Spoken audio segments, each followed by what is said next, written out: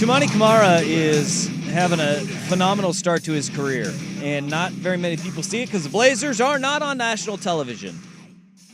One time this year, and that's already in the rearview mirror. That's it. And then, what was it, 2 times last year?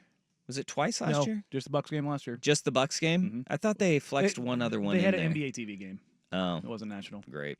But Toumani Camara is playing at such a ridiculous level that the comparisons that he is getting, I think when everybody looks at him initially, you go, oh, he wears number 33. Oh, he has the big wristband that he wears on his arm. Oh, his movements and size, he's jacked out of his gourd. Mm-hmm. Scottie Pippen, yeah, right? You go. I mean, the physical profile is very, very similar. The fact that he loves Scottie Pippen too. But when you watch stylistically the style of his game, it kind of plays like a couple other stars that are pretty lofty comparisons. But I want to see kind of, because I saw this back and forth you were having on Twitter. Mm-hmm. And dude, I wasn't arguing. You were not. No. You definitely weren't on the toilet.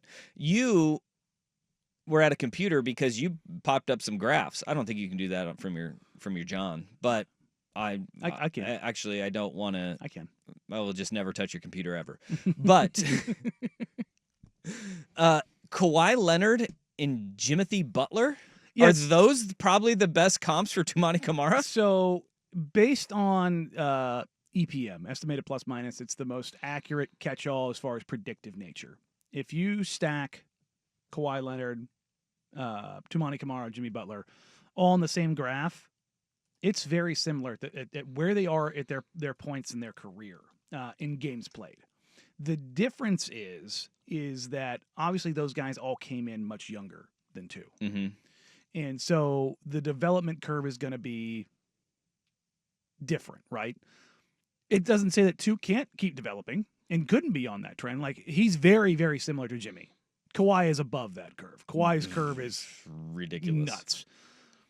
But what you've seen 2 do, I'm not going to put, I'm not putting ceilings on players in general, but I have, guardrails of like where I think a player is going to be. I thought 2 would be a very good 3-and-D guy after last year. I was like, okay, could he possibly get some all defensive votes in his career? Probably. Now, if he doesn't make second team all defense this year, I'm going to be pissed. He should be. He should be with the way that he's one of the 10 best defenders in the NBA, and I've had that echoed to me by basically every scout that comes in the building.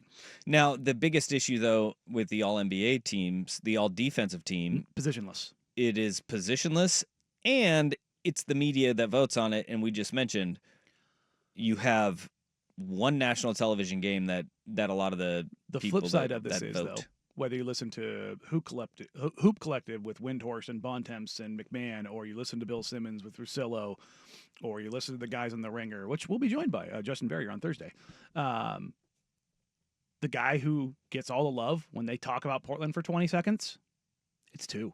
It's not, it should be. It's not Scoot. It's not Shaden. It's Denny to an extent. It's 2. It's 2 hands down. It was like, this Toumani Camara guy, who is this dude? Because even when he doesn't have a big scoring night, even if it's 10, 12 points, his defensive impact is real.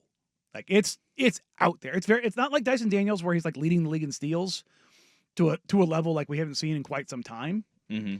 But what he does both individually and the team concept, you feel it. And there's only so many wing defenders in the NBA that can do that. It's the OG Anunobis, it's the 2s, it's Dyson Daniels, it's and Asar Thompson. Like, those 5 guys, those are probably your best 5 wing defenders in the NBA.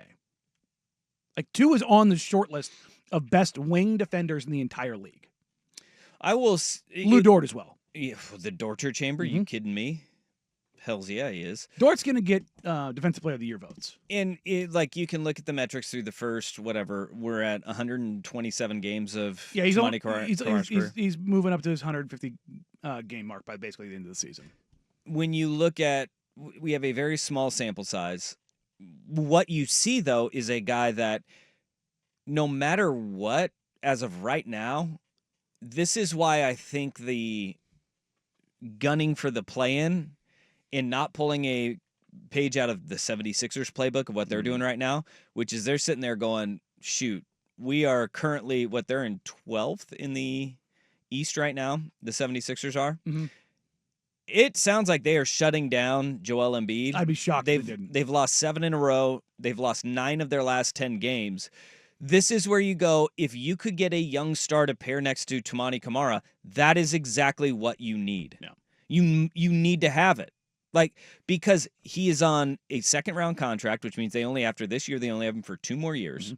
Then he hits free agency, and you sit there.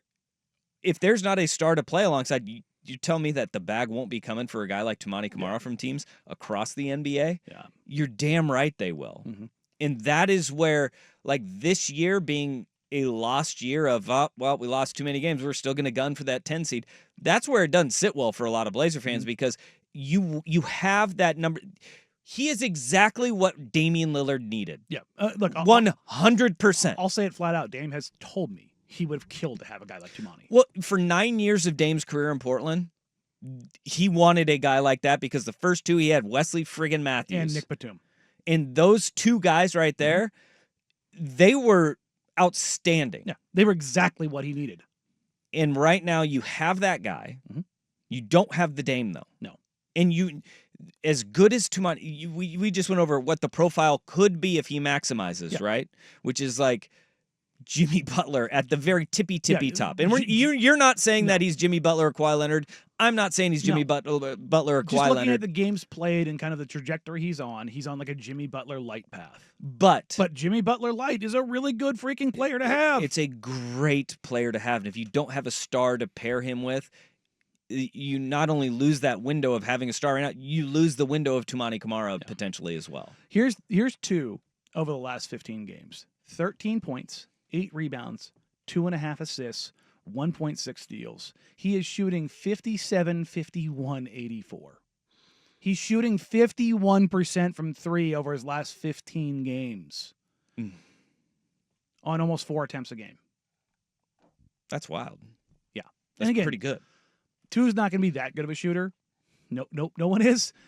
But 2's going to be probably a 37, 38% three-point shooter. Like, I'm comfortable. I talked to him about his jump shot before they went on the last trip. A couple games before they went on the trip before the break. And I was like, man, you haven't really, like, retooled your jump shot. You've just refined it. He goes, yeah, no. He's like, working with the assistant coaches and John Townsend, the shooting coach. He goes, I've just, like, worked to, like, make sure my base is really good, make sure I'm consistent, make sure I'm not rushing, making sure, like, I'm always in the right. Like, if you ever watched, remember the thing we kind of criticized Shaden and really Scoot for last year was not being ready when the ball got to his hands. Just watch 2 off ball. Knees bent, butt down, hands up, ready, basically all the time when he's working as a spacer. Yeah, we saw a lot of times last year, this is something that we talked about a lot, is Toumani Camara, for large stretches of games last season, would just go stand in the corner and not, like, he was like an afterthought to what they were doing offensively. And to the point of what you're just talking about, you see that he may not be the focal point, but that always be ready. And he's there. And the Blazers are finding ways to work him more into the offense. This is something I've kind of tracked with Chauncey Billups throughout the season. Of like, hey, like, what other areas are you trying to get too involved in? And you've seen him work more as a screener. You've seen him work as a roll man. I mean, he's had a couple over the last 10 games. He's had like 8 or 9 vicious dunks as the roll man. And because it puts kind of defenses in a bind, because 2 actually is a pretty good screener too. Because I think people forget that Toumani Camara was a 4 and a 5 in college. Like, that's him and Deron Holmes at Dayton were kind of their bigs. They played kind of a smaller big, like 2'6", 8', 6'9" guys, and that's why number 1, he's a great rebounder for a wing. He's right there with Denny as being one of the best rebounding wings in the league.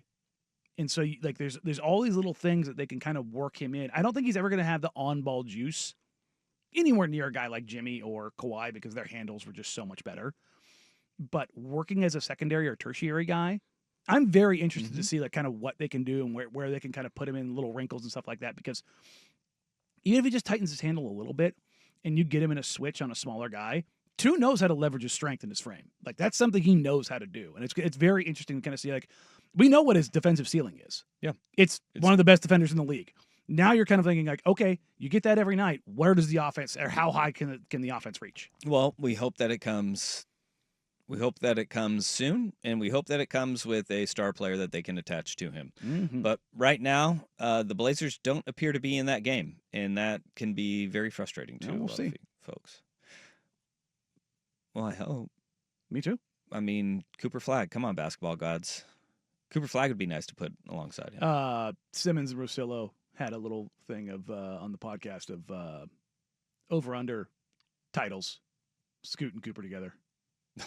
They're manifesting. Scoot and Cooper together. Yeah. Simmons loves Scoot, man. All right, good. Hey, He loves Scoot. He loves Scoot. Hey, look, and when national guys want to talk about the Blazers, I'm all about it. There you go.